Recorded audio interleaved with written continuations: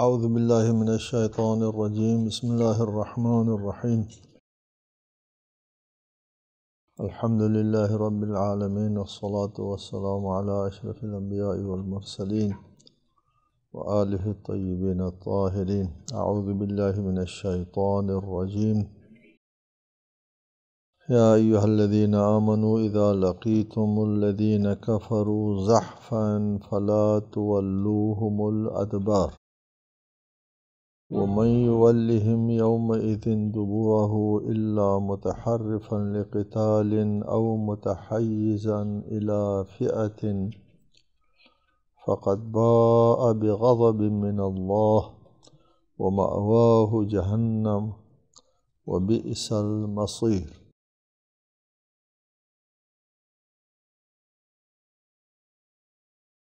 یہ آیت جنگ سے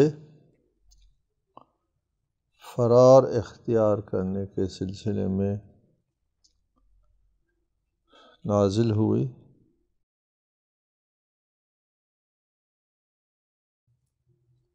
اور فرار من الزحف، جنگ سے فرار کو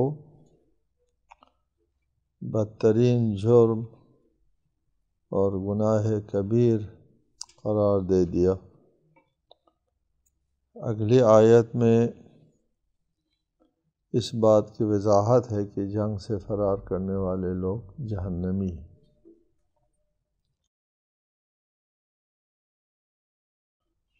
فرمایا وَمَن يُوَلِّهِمْ يَوْمَئِذٍ، جس دن تمہارا آمنا سامنا کفار کے ساتھ ہو، اس دن اگر کوئی جنگ سے فرار اختیار کرتا ہے، پیٹھ پھیر دیتا ہے، تو فقد باء بغضب من اللہ ومأواہ جہنم، تو وہ غضب الہی میں گرفتار ہوا اور اس کا ٹھکانہ جہنم ہے۔ جنگ سے بھاگنے والوں کا ٹھکانہ جہنم ہے۔ السبع الموبقات میں شامل ہونے کا مطلب یہ ہے کہ جنگ سے فرار ان گناہوں میں شامل ہے جس کا نتیجہ جہنم ہے۔ اس آیت میں دو حالت کی استثناء ہے، اس کو فرار نہیں قرار دیتے۔ پہلی حالت ہے الا متحرفا لقتال، فرار کی دو حالتیں جو ہے وہ جائز ہے۔ متحرف ایک طرف ہو جانا اور دشمن کے حملے کے زد سے ہٹ کر اپنے آپ کو بچا لینا، اس کے لیے اجازت ہے۔ تحرف حرف ایک طرف ہو جانے میں کہتے ہیں۔ ایک سمٹ کی طرف، ایک مورچہ چھوڑ کر کے یا محاذ چھوڑ کر کے ایک طرف جانا، اور پھر لقتال، وہ ایک طرف ہونا جان بچانے کے لیے نہیں، میدان کارزار کو چھوڑنے کے لیے نہیں ہے، بلکہ لقتال تحرف جائز ہے۔ لڑائی کے لیے یا جنگی مہارت کا ایک طریقہ انداز حرب ہے کہ دشمن کو موقع نہ دینا اور ایک طرف ہٹ جانا اور پھر دوبارہ حملہ آور ہونا دشمن کے اوپر۔ یہ ایک جنگی چال ہے جو جائز ہے اور درست ہے۔ او متحیزا الی فئۃ،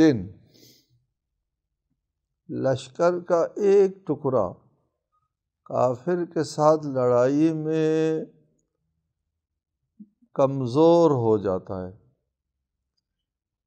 اور اس وقت لڑائی جاری رکھنا اس گروپ کے لیے یا اس پلاٹون کے لیے ممکن نہیں ہوتا، دشمن کا مقابلہ کرنا ممکن نہیں ہوتا۔ اس وقت یہ گروہ کیا کرتا ہے؟ تحیز اختیار کرے گا، جگہ بنائے گا۔ تحیز جا ملنا، ملحق ہونا،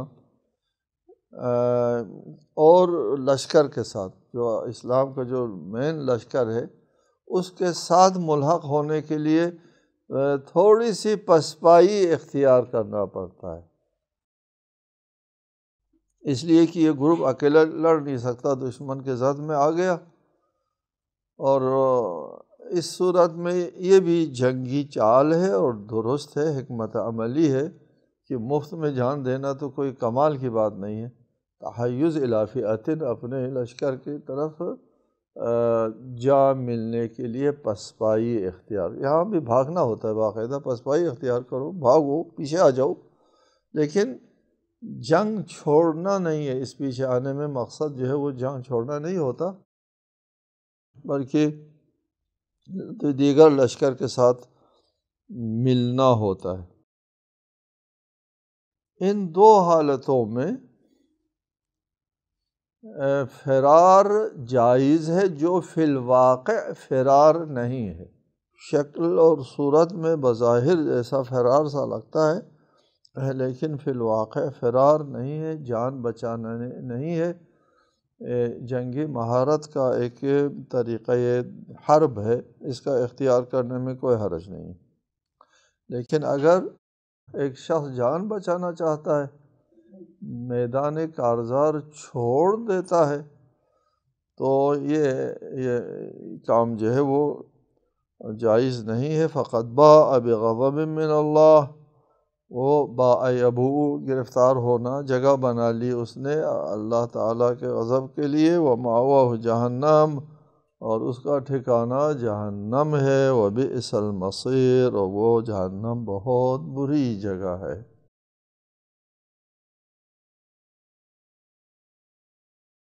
یہاں پہ کچھ حضرات نے کوشش کی ہے کہ اس آیت کو صرف جنگ بدر تک محدود رکھنے کی، اور کہا کہ یہ صرف جنگ بدر کے لیے ہے۔ یہ فقط باء بغضب من اللہ ومأواہ جہنم، جنگ سے فرار کرنے والے جہنمی ہوتے ہیں، یہ صرف اور صرف جنگ بدر سے مربوط ہے۔ باقی جنگوں میں فرار ہونے والوں کے لیے یہ حکم نہیں ہے۔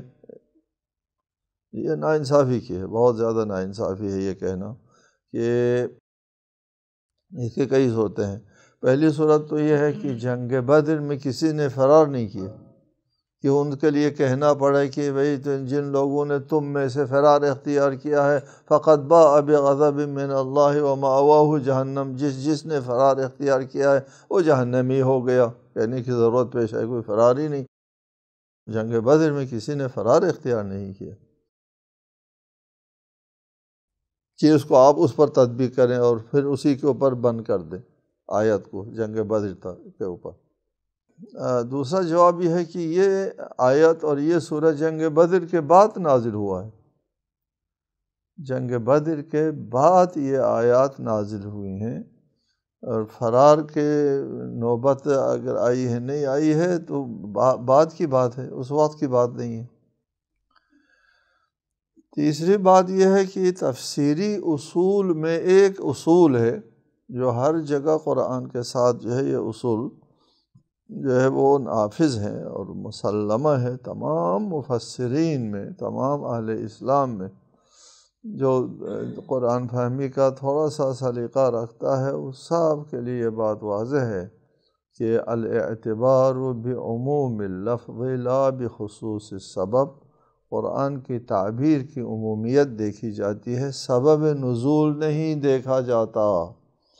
اگر سبب نزول دیکھا جاتا ہے، صرف قرآن اس واقعے کے ساتھ مخصوص ہے، تو پھر قرآن ہمارے لیے نہیں ہے، اس زمانے کے لوگوں کے ساتھ ہے، اور قرآن قیامت تک کے لیے دستور حیات نہیں رہتا۔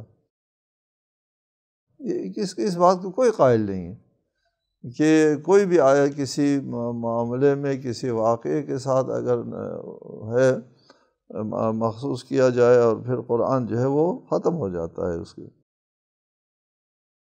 لہٰذا یہ ہر اس شخص کے لیے ہے جو کافر کے ساتھ لڑائی میں بھاگتا ہے، اس شخص کے لیے ہے۔ لہٰذا یہاں پر اگر کسی کو بحث ہے تو صغریٰ میں بحث کرنا چاہیے، کبریٰ میں بحث نہیں کرنا چاہیے۔ صغریٰ میں یعنی کون کون بھاگا تھا، کون نہیں بھاگا تھا میں بات کرو، لیکن جو بھاگتا ہے اس کے لیے قرآن کا یہ حکم ہے، اس کو کوئی بحث نہیں ہونا چاہیے۔ اگلی آیت ہے سورہ انفال آیت 17، فَلَمْ تَقْتُلُوهُمْ وَلَكِنَّ اللَّهَ قَتَلَهُمْ وَمَا رَمَيْتَ إِذْ رَمَيْتَ وَلَكِنَّ اللَّهَ رَمَى۔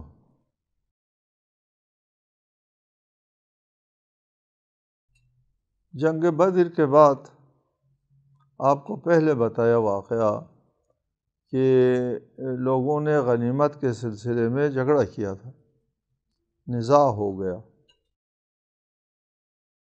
جاہلی جو رسوم ہے اس کے مطابق لوگ قابض ہو گئے تھے اور کچھ لوگ محروم رہ گئے تھے، اور جھگڑا ہونا قدرتی بات تھی اور جھگڑا ہو گیا۔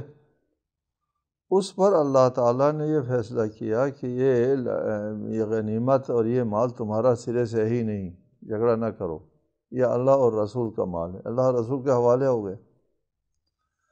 اللہ اور رسول کے حوالے جب ہو گیا تو ایک تصور ذہن میں آنا بھی قدرتی بات تھی کہ لڑائی تو لڑے ہم، یہ مال غنیمت دے جائیں اللہ رسول۔ سوال ہو سکتا ہے اٹھائے نہ اٹھائے ہو کسی نے، یا ذہنوں میں ایک بات آئی تھی، کچھ لوگ رنجیدہ ہو گئے ہوں گے، یار لڑائی ہم نے کی تھی، جان پر ہم نے کھیلا تھا، اور پھر کہتے ہیں کہ یہ اللہ اور رسول کا ہے، انفال ہے، یہ زائد مال ہے، جفا کشی ہم کرتے ہیں، اس کو زائد مال کہہ کر اللہ اور رسول کے حوالے کر دیا جاتا ہے۔ اس آیت میں اس تصور کی یا اس غلط فہمی کی نفی کیا، اس کا ازالہ کر دیا، کہا نہیں تم نے نہیں لڑائی لڑی، فَلَمْ تَقْتُلُوهُمْ، تم نے لڑائی نہیں لڑی، تم تو پہلے لڑائی لڑنے کے لیے آمادہ نہ تھے، اور لڑائی جب لڑی گئی ہے تو تمہارے اندر وہ طاقت اور وہ قوت نہ تھی کہ تم اللہ کی فتح و نصرات اور اللہ کی تائید غیبی سے ہٹ کر اپنے قوت بازوں سے یہ لڑائی جیتے، نہیں تھا تمہارے امکان میں یہ بات۔ لم تقتلوہم، پھر مان جاؤ کہ تم نے قتل نہیں کیا ان لوگوں کو جن کی غنیمت یا جن کا مال غنیمت تم لوگوں نے لوٹا ہے، تو ان لوگوں کو لوٹو نا جن کو تم نے خود اپنے قوت بازوں سے قتل کیا ہو بالفرض، ایسا نہیں ہے۔ لم تقتلوہم، تم نے قتل نہیں کیا، وَلَكِنَّ اللَّهَ قَتَلَهُمْ، ان کو تو اللہ نے قتل کیا تھا۔ لہٰذا جو مال آتا ہے اس قتل اور مقاتلے کے نتیجے میں وہ اللہ اور اس کے رسول کا ہونا چاہیے، لہٰذا رنجیدہ مت ہو، یہ مال اللہ کیوں لیتا ہے، رسول کیوں لیتا ہے۔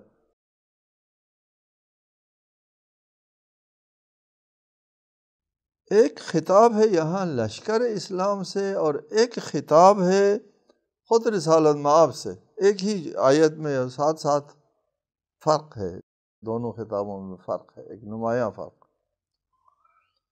لشکر اسلام سے فرمایا فَلَمْ تَقْتُلُوهُمْ، تم نے قتل نہیں کیا، اصلا قتل نہیں کیا، تمہارے اس میں اتنا ہاتھ نہیں ہے جتنا اللہ تعالیٰ کا ہے۔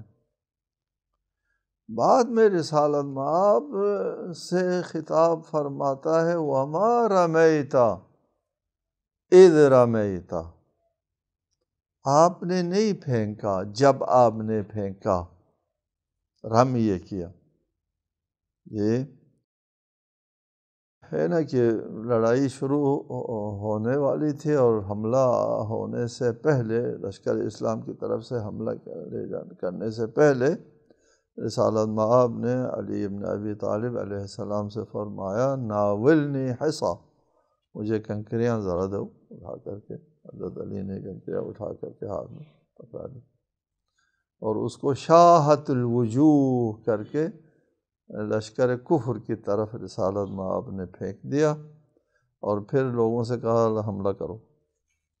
یہ کہتے ہیں کہ وہ کنکریے جو ہے وہ لوگوں کے آنکھوں میں چلی گئیں، یا لوگوں کو ایسا لگا کہ ادھر سے کوئی آندھی آ گئی ہے، کیا ہو گیا، اس سے وہ لوگ مرعوب ہو گئے اس رمیے سے۔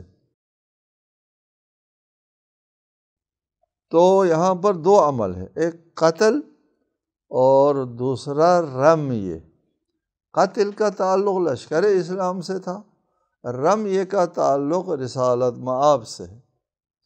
لشکر اسلام سے جب خطاب ہوا تو فرمایا فَلَمْ تَقْتُلُوهُمْ، تم نے نہیں قتل کیا، اِذْ قَتَلْتُمْ نہیں کہا، جب تم نے قتل کیا تو تم نے قتل نہیں کیا، اِذْ قَتَلْتُمْ کر کے اس قتل میں لشکر اسلام کو حصہ نہیں دیا،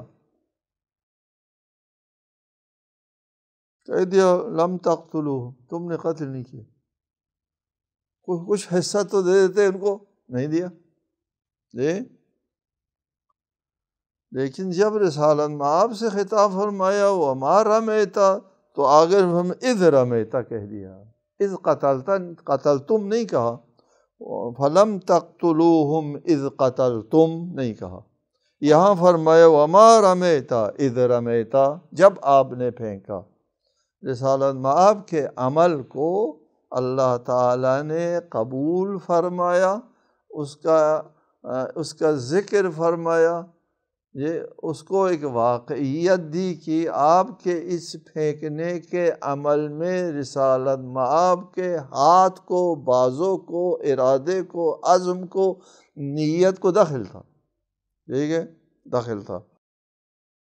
ادھر رمیتا کہہ دیا، اور پھر اس کے بعد فرمایا لیکن ایسا بھی نہیں ہے اے رسول کہ آپ جب پھینک رہے تھے، درست ہے آپ کا اس میں دخل ہے، آپ کی نیت و عزم و ارادے کو، اور آپ کے دست مبارک کو بھی اس میں دخل ہے، اذ رمیتا ولیکن اللہ رمى، لیکن یہ بھی نہیں کہ آپ بھی مستقل ہو، اللہ سے ہٹ کے آپ نے کوئی کام کیا ہو، نہ ایسا بھی نہیں، ولیکن اللہ رمى، یہ پیچھے اللہ تعالیٰ کے بھی ارادہ کار فرما تھا، جی، اور اللہ تعالیٰ کا عزم، اللہ تعالیٰ کی تائید، اللہ تعالیٰ کی نصرت جو ہے وہ اس کنکروں کے پیچھے پیچھے کار فرما تھی، جی، ولیکن اللہ رمى۔ اس میں باتیں بہت ہوتی رہتی ہیں، وما رمیت اذ رمیتا ولیکن اللہ رمى، عمل رسول کو اللہ نے اپنا عمل قرار دے دیا، لشکر اسلام کے عمل کو اللہ نے اپنا عمل قرار نہیں دیا، براہ راست سارا کا سارا اپنا عمل قرار دے دیا۔ تو اس میں بہت سی جگہوں پر ہے رسالت مآب کے اس عمل کو اللہ تعالیٰ نے اپنا عمل قرار دیا ہے، اس ہاتھ کو اللہ کا ہاتھ قرار دے دیا ہے، ید اللہ فوق ایدیہم، اللہ کا ہاتھ ان کے ہاتھ کے اوپر ہے۔ بہت سے مواقع ہے، بہت سے مقامات ہے قرآن مجید میں کہ عمل رسول کو اللہ تعالیٰ نے اپنا عمل قرار دے دیا ہے، کہ صرف یہاں کے لیے نہیں۔ آگے ارشاد فرمایا وَلِيُبْلِيَ الْمُؤْمِنِينَ مِنْهُ بَلَاءً حَسَنًا، اور یہ اس لیے بھی ہوا کہ تاکہ مومنین کی آزمائش ہو جائے، اور بلا یعنی آزمائش، امتحان، بلاءً حسنا، بہتر آزمائش۔ اس جنگ سے پہلے بھی آزمائش تھی، جنگ کے بعد بھی آزمائش تھی۔ جنگ سے پہلے تو یہ آزمائش تھی کہ ایک تجارتی قافلہ اور حربی لشکر کے مقابلے میں مومنین پڑ گئے، اس میں بھی امتحان ہو گیا، آزمائش ہو گئی، لوگوں سے اقرار لیا رسالت مآب نے، تاریخ میں ان کی باتیں ثبت بھی ہو گئی کہ کون کس حد تک اس امتحان میں کامیاب رہے۔ اور جب لشکر اسلام کا کوئی لشکر کفر کے ساتھ آمنا سامنا ہوا، مقابلہ ہوا، وہاں بھی زبردست آزمائش تھی، امتحان تھا لشکر اسلام کا، مومنین کا۔ اور بہتر آزمائش کا سب سے بہتر اور بلاء حسنہ کا موقع تھا جنگ بدر۔ جنگ کے بعد بھی آزمائش کے مراحل آ گئے۔ جنگ کے بعد جو آزمائش تھی وہ زبردست زیادہ مشکل آزمائش تھی، جیسا کہ رسالت میں آپ نے فرمایا کہ اب جہاد اصغر ختم ہو گئے، جہاد اکبر کہا ہے اس مال کو، مال کی آزمائش کو، مال کے ساتھ جو انسان کے جو مقابلہ ہوتا ہے نا، نفسی خواہشات سے مربوط ہوتا ہے مال انسان کی بہت بڑی کمزوری ہے، بتاتا رہتا ہوں آپ کو۔ مال اور دولت انسان کی انتہائی اہم جگہ کے اوپر بیٹھا ہوا ہوتا ہے، دماغ کے انسانی ذہن اور نفس سے انسان کے انتہائی اہم ترین جگہ کے اوپر مال کی خواہش بیٹھی ہوتی ہے۔ حضرت علی علیہ السلام نے فرمایا کہ انسان کا بیٹا مر جائے سو جاتا ہے، مال تلف ہو جائے نہیں سوتا، ایسے اہم ترین جگہ کے اوپر بیٹھا ہے۔ اور اس لیے مال کے انفاق کا بہت اہتمام وہ ہے، ثواب ہے۔ مال خرچ کرنا راہ خدا میں، مال خرچ کرنے کا ثواب بہت زیادہ اس لیے ہے کہ یہ مال انسانی نفس اور خواہشات کے انتہائی جگہ پہ بیٹھا ہوا ہوتا ہے۔ لہٰذا یہاں بدر ہو یا کوئی اور جنگ ہو، جنگوں میں غنیمت کا مرحلہ، مال کے امتحان کا مرحلہ بہت سخت مرحلہ ہوتا ہے، اور یہ مرحلہ بھی آیا اور جھگڑا بھی ہوا۔ اور اس جھگڑے کے بعد جب اللہ تعالیٰ کا فیصلہ آیا اور اس فیصلے میں مال اللہ تعالیٰ کے حوالے ہو گیا، ان سے چھین لیا، یہ بھی ایک آزمائش تھی، ایک امتحان تھا، ان کے ہاتھ میں لگا ہوا مال ان سے واپس لینا، چھین لینا، اور سب کو دے دیا، بعد میں دے دیا نا، سب میں ایک مرتبہ سب سے چھین لیا گیا۔ یہ بہت بلاء حسنہ، یہ دونوں جہاد میں، جہاد اکبر اور جہاد اصغر دونوں میں اچھی آزمائش اور اچھا امتحان، بہتر امتحان رہا۔ اس لیے اصحاب بدر کی فضیلت بھی اسی امتحان کی وجہ سے بہت زیادہ ہے۔ ان اللہ سمیع علیم، ذالکم وان اللہ موہن کید الکافرین۔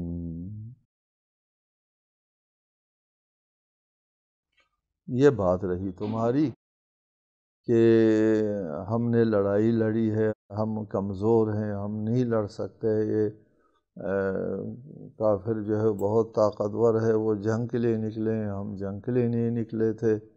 لیکن اللہ تعالیٰ جو ہے وہ کافروں کے مکاری کا زور توڑ دینے والا، موہن کمزور کرنے والا، توڑ دینے والا ہے۔ اللہ تعالیٰ کی تدبیر کے مقابلے میں کافروں کی تدبیر جو ہے وہ نہایت ناتواں ہے۔ آگے آیت ہے ان تستفتحوا فقد جاءکم الفتح وان تنتہوا فهو خیر لکم۔ اس آیت کے ذیل میں تفصیل انشاءاللہ تعالی آئندہ بیان کریں گے۔ السلام علیکم ورحمۃ اللہ وبرکاتہ۔